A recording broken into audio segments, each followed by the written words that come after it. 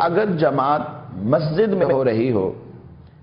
اور امام صاحب کے ساتھ 2 صفیں ہیں اور پیچھے اس کے بعد ابھی 4-5 صفیں باقی تھیں اور اس نے اقتدا کر لی، اب یہاں اس کی اقتدا تو درست ہو جائے گی، کیونکہ مسجد کے اندر ایک ہی گویا کہ مقام ہے کہ جہاں پر یہ اس نے مکان واحد کے اندر ہی امام کی اقتدا کر لی ہے۔ اب اس صورت کے اندر اس کی اقتدا تو درست ہو جائے گی، لیکن یہ جو 2، 3، 4، 5 اور 7 صفوں کا بیچ میں گیپ ہے، اس کی وجہ سے قطع صف لازم آئے گا، اور قطع صف یہ گناہ ہے، ناجائز ہے، اس کی وجہ سے بندہ گناہگار ہوتا ہے۔ اس لیے اگرچہ جماعت کھڑی ہو چکی ہے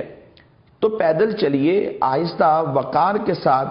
آپ چلتے رہیں اور جماعت کے اندر شامل ہوں، آگے جا کر